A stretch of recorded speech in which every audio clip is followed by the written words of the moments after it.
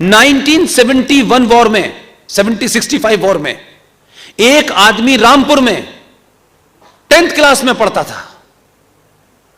65 war में Rampur cantonment area से जब फौज जा रही थी, उसने लोगों के साथ 20-25 लड़कों के साथ मिलकर सड़क खोद दी थी। उस जमाने आईबी नहीं थी, इंटेलिजेंस ब्यूरो नहीं बना था। जो डिस्ट्रिक्ट मजिस्ट्रेट होता था, वहां के डिस्ट्रिक्ट मजिस्ट्रेट मिस्टर सहाय थे। उस लड़के ने मिलकर, मैं 65 की बात बता रहा हूं, उसने सड़क खोद दी। आर्मी का जो कन्वॉय था वो घंटों रुके रहे। 10वीं क्लास का लड़का था। सहाय साहब ने उसको अरेस्ट किया। दिल्ली से ऑर्डर गए कि इसको शूट कर सकते हैं आप, लेकिन सहाय साहब ने यह सोच के कि यंग लड़का है, गलती हो गई होगी, उसकी धुनाई तबीयत से की और फिर यह कहा कि 24 घंटे में शहर छोड़ दो तुम। यह कोई मामूली लड़का नहीं है। वो आदमी रामपुर से भागा, रातों रात अलीगढ़ आया। अलीगढ़ मुस्लिम विश्वविद्यालय तो दूसरा पाकिस्तान है, आपको पता ही है। वो वहां रहा, वो बड़ा हुआ, वो पढ़ा, वो इस देश की नपुंसक राजनीति का हिस्सा बनते हुए समाजवादी पार्टी में बना, और जिसका नाम है आजम खान। वो आपकी सत्ता के शीर्ष पे चला गया, क्योंकि हम जानना नहीं चाहते। इसलिए नेशनल हाईवे पे पंचर की दुकान भी खुल रही है तो वहीं खुल रही है, मैकेनिक की दुकान भी वहीं खुल रही है कि इसी आपदा के समय रात में किसने खोदा किसे पता चलेगा। एक्सप्रेस वे तो आप बना रहे हैं, इस एक्सप्रेस वे पे कौन सी विचारधारा चलेगी इसको भी तो तय करिए। इसलिए 95 में क्या हुआ, आप चुप रहे। यहां भी 2013 में वक्फ प्रॉपर्टी कानून भारत की संसद में रख के पास कर दिया गया। आप नहीं बोले, आप नहीं बोले। महंगाई पे बाजार बंद, जीएसटी बढ़ गया, बाजार बंद, इनकम टैक्स कम दो इसलिए काम नहीं करेंगे। हम यही करते रहे ना, यही किया। 2013 में भारत की संसद में वक्फ प्रॉपर्टी कानून को एक कानून बना दिया गया। आपको बताऊं, आप सुनना चाहते हैं? सच में वक्फ प्रॉपर्टी एक्ट 2013 के तहत उस कानून में ऐसे प्रावधान कर दिए गए हैं कि ये जो हॉल है आपका, ये सरकार का होगा या किसी प्राइवेट आदमी का होगा।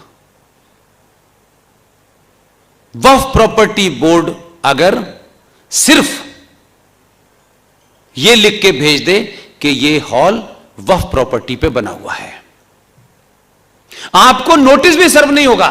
एज पर द कानून नोटिस सर्व नहीं होगा। एक आदमी आएगा और ये कहेगा भाई इसको खाली करो, हटाएं इसको। आप पूछेंगे क्यों? बोले कि आपकी प्रॉपर्टी नहीं है। जो ये कह रहे हैं कि ये वक्फ प्रॉपर्टी पे है, आपके कानून के तहत उसे प्रूफ नहीं देना, उसे सिर्फ कहना है। धक्के देख करके बाहर निकालेगी, सब बंद करके ताला लगा करके वक्फ प्रॉपर्टी वालों को चाबी दे देगी। आप बड़े कानून, उसूल, मर्यादाओं से चलने वाले महान नागरिक हैं देश के। आप अपने कागज लेके जाएंगे, उस कानून के तहत हाई कोर्ट इसकी सुनवाई नहीं कर सकता। आपसे कहा क्या गया है, क्योंकि आपको सोने की आदत है, सोइए। यह कहा गया है कि आपको अपनी लड़ाई लड़ने, अपने कागज लेके वक्फ प्रॉपर्टी का जो बोर्ड है उसके ट्राइब्यूनल में अपील कीजिए।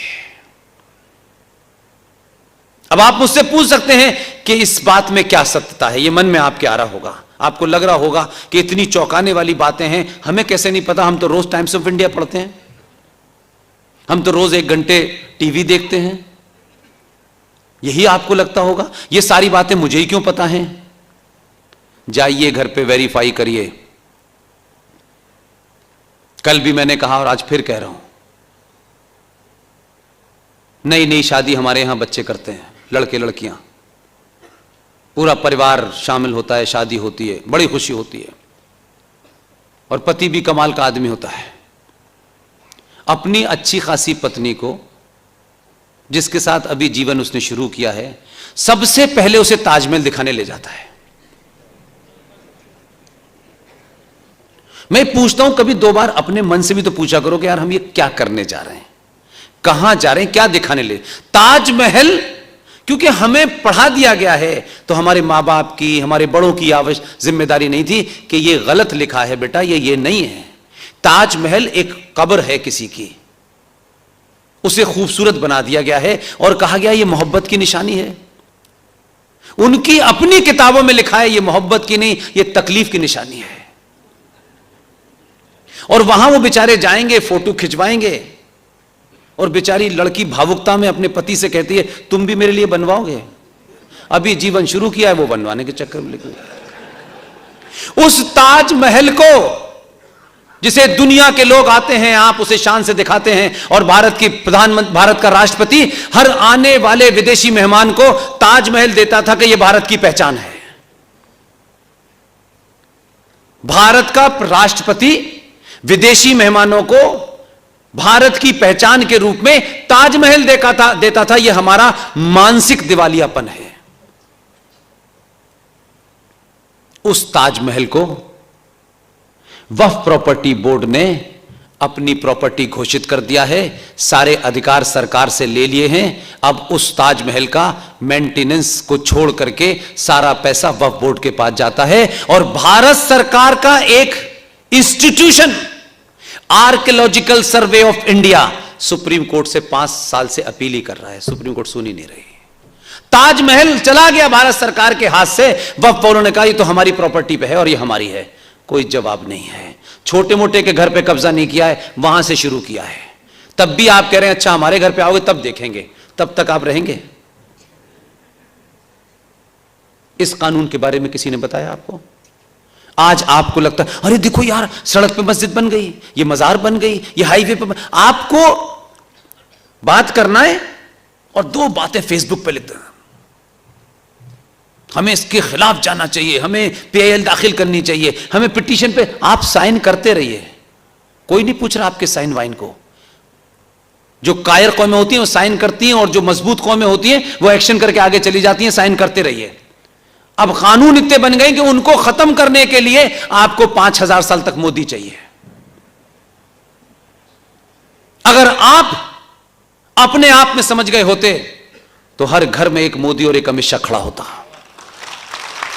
और कोई ताकत आपकी चीजें नहीं छीन सकती थी। लेकिन हम सरकार के भरोसे बैठे हैं, सरकार करेगी। 70 साल के बाद 370 हट गया, हम जश्न मना रहे हैं। उस 370 से 10 गुना ऐसे कानून हमने पास होने दिए। हम भोले नहीं कि पूरा देश भी लग जाएगा तो भी कई साल लग जाएंगे, और अगर इत्तेफाक से बीच में मोदी आना बंद हो गए तो फिर हम अपनी किस्मत को रोएंगे, और फिर हम इसे गाली देंगे, और फिर एक दिन मर जाएंगे। जिन बच्चों को हम इतने प्यार से पालते हैं, इतनी केयर करते हैं, हम उन बच्चों के लिए क्या छोड़ के जा रहे हैं, यह सोच के भी हमको डर नहीं लगता है। बेटी इधर मत जाना, इधर खराब लोग रहते हैं, ये पानी मत पीना, ये गंदा पानी है, यहां ऐसा है वहां वैसा है, इसकी इतनी सुरक्षा करते हैं। लेकिन मरने के बाद ये नहीं सोचा कि वो जवान बेटी जब घर से निकलेगी तो उस इलाके में जो हम छोड़ के जा रहे हैं इतने जिहादी हैं कि हम उसकी इज्जत नहीं बचा पाएंगे। उसका इंतजाम हम आज भी नहीं करना चाहते, उसे नहीं करना चाहते, बात अलग है। उस बच्चे को भी सच नहीं बताना चाहते, कम से कम वो अपनी लड़ाई के कुछ साधन ढूंढ लेगा, वो भी नहीं बताना चाहते। हम बड़े पापी लोग हैं, हम जिम्मेदार हैं। इसलिए मोदी आए 700 साल के बाद 370 हटेगी, तब तक उन्होंने 370 ऐसे कानून बना दिया आपकी पार्लियामेंट में, और उनकी गिनती पार्लियामेंट में कभी 40 से 50 से ज्यादा नहीं हुई। लेकिन वो इस दलाल और मक्कार और लालची समाज को जानते थे। उन्होंने अपनी ताकत से नेताओं को खरीद करके भारत की पार्लियामेंट में वो कानून बना दिए जो बन ही नहीं सकते थे। आपको 370 हटाने के लिए 70 साल लगे, 283 से 303 सीटें लगी, तब जाके 370 हटी।